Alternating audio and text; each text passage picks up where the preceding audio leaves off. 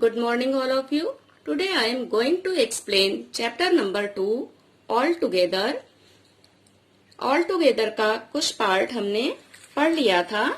Page number 18 पर आ जाते. Page number 18 का कुछ पार्ट हमने कर लिया था. इस पेज पर नीचे स्टोरी दे रखी है. यहाँ से आज हमें कंटिन्यू करना है. See the picture and tell the story. Picture देखना है और स्टोरी बतानी है. तो आप लोग पिक्चर पहले ऑब्जर्व कर लीजिए कि पिक्चर में क्या दिखाया गया है. ठीक है, तो इसके बाद इस पर हमें एक स्टोरी बनानी है.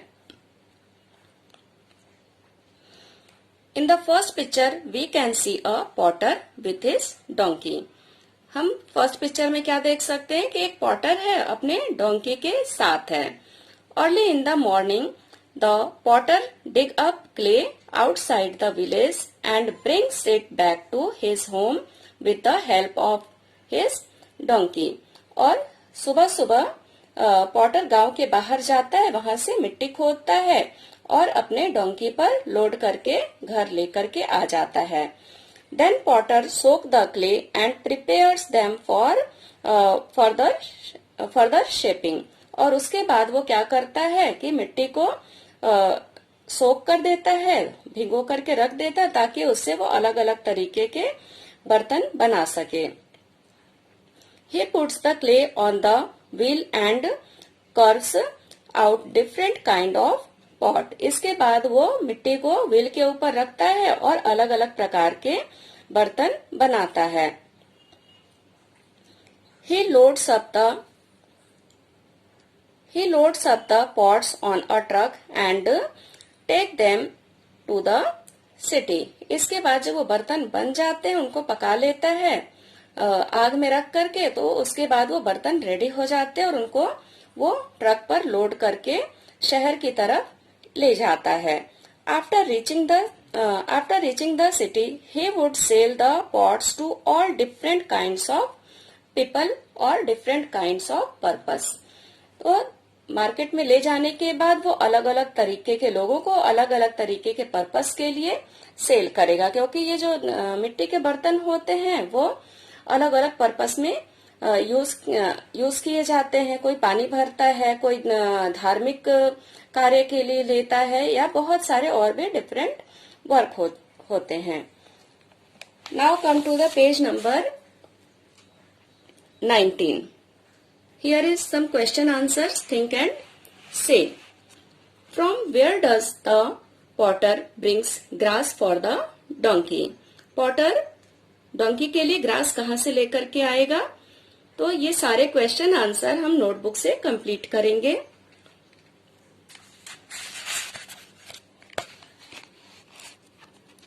पेज नंबर 19 का question answer. Think and say. Question हमने फर्स्ट रीड कर लिया है. आंसर क्या होगा? The potter brings grass for the donkey from outside the village. गांव के बाहर से लेकर के आता था. Second question is who may be brings water for the potter to soak the soil. Potter के लिए पानी कौन लेकर के आ सकता है जिससे वो मिट्टी को भिगोता है या सोक करता है. तो आंसर में हम क्या लिखेंगे? उसके घर में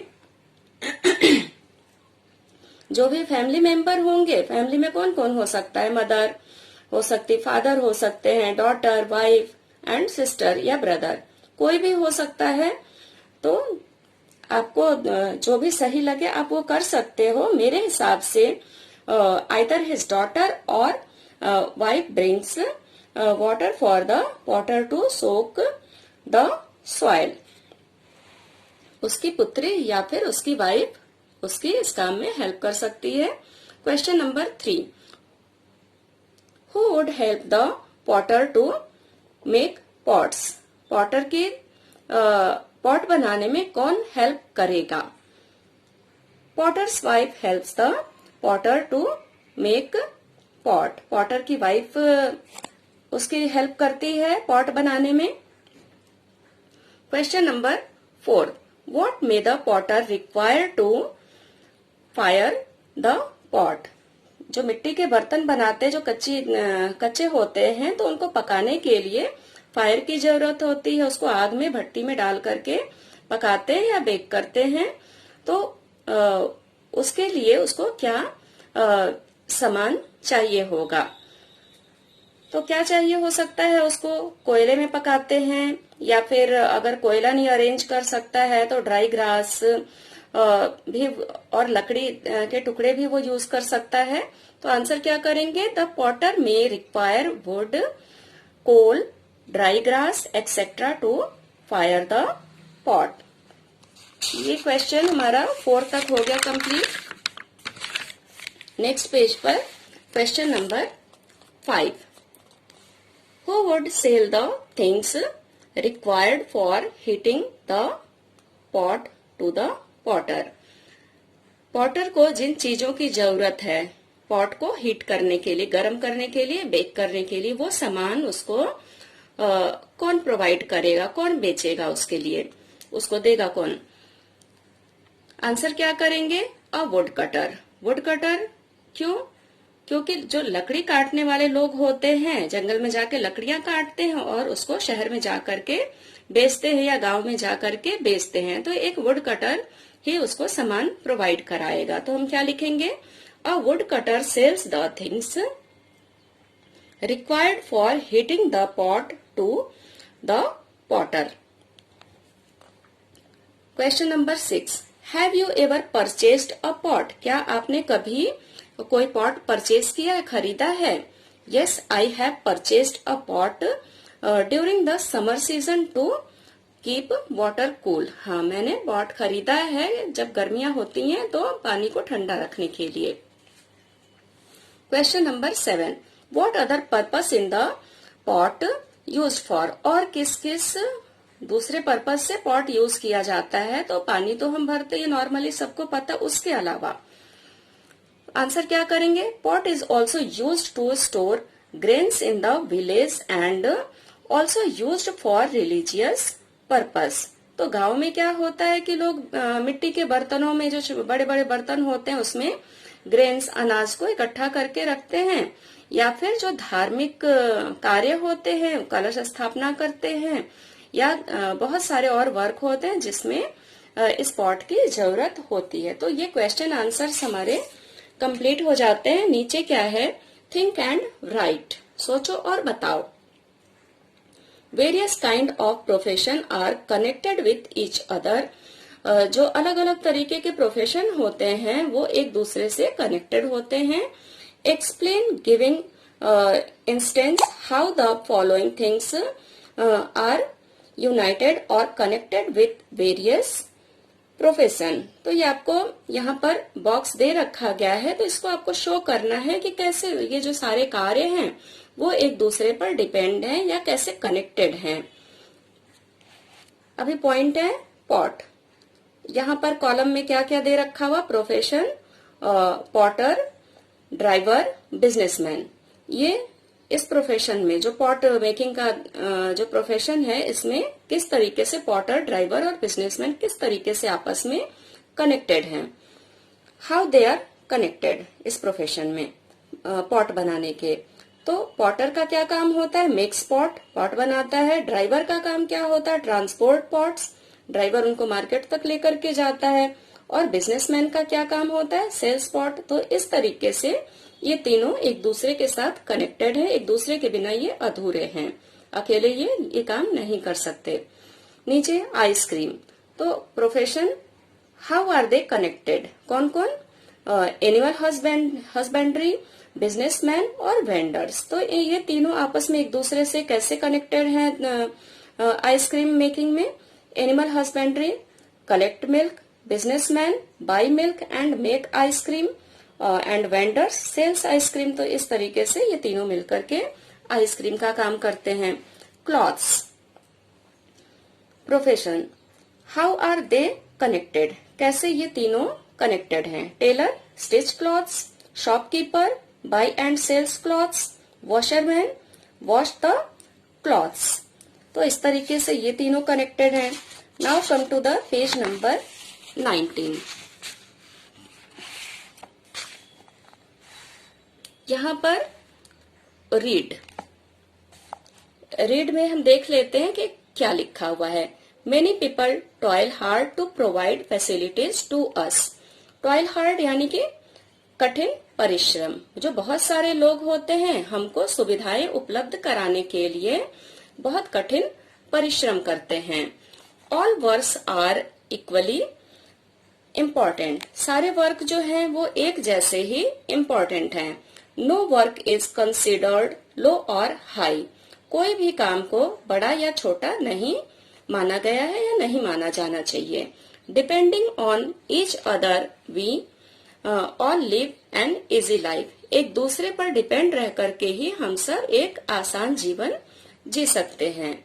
do we ever think about the toil made by a donkey, a potter और his helper while drinking cool water from the pot. क्या जब हम किसी कच्ची मिट्टी के बर्तन से जब हम ठंडा पानी पीते हैं तो हम क्या ये सोचते हैं उनके बारे में कि जिन्होंने ये कठिन परिश्रम की है पॉट को बनाने में, जैसे डोंकी की ने मदद की मिट्टी को ले जाने घर तक, और पॉटर ने भी मेहनत की मिट्टी के बर्तन को बनाने में, और उसके जो हेल्पर्स हैं जो मार्केट तक पॉट को ले जाते, तो क्या हम उनकी कितनी मेहनत है इसके पीछे, क्या हम वो कभी सोचते हैं? We do not even think about the maker and the seller of an ice cream और milk provided while eating it. ठीक उसी तरीके से हम ये भी नहीं सोचते जब हम आइसक्रीम खाते हैं तो उसको बनाने वाले या उसको सेल करने वाले या उनके जो भी हेल्पर्स हैं उनके बारे में हम नहीं सोचते हैं।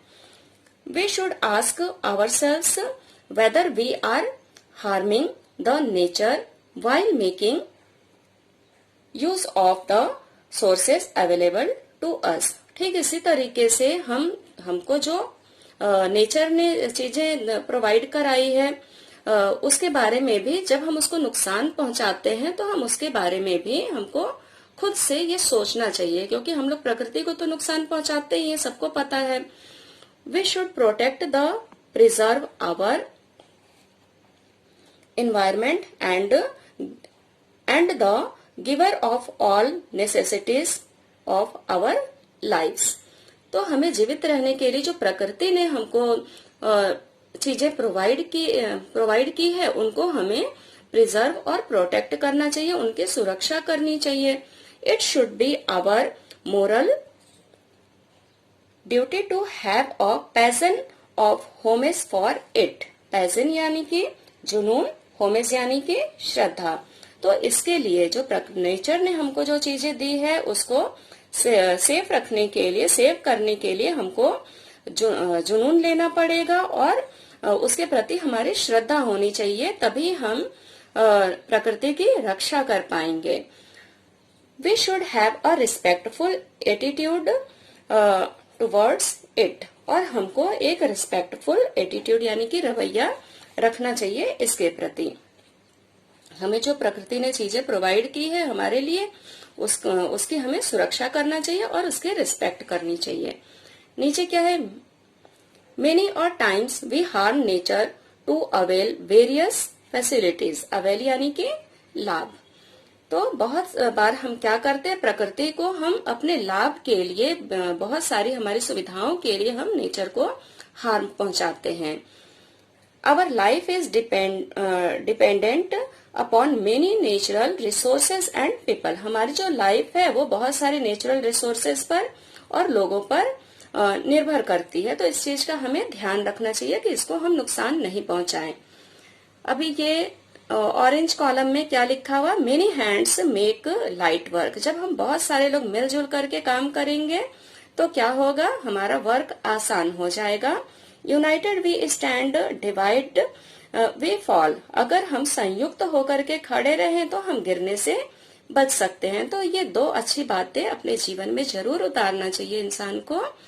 तो इसके साथ ही हमारा ये चैप्टर खत्म होता है। नेक्स्ट वीडियो में चैप्टर नंबर 3 के साथ हम फिर मिलेंगे। तब तक के लिए बाय बाय, टेक केयर।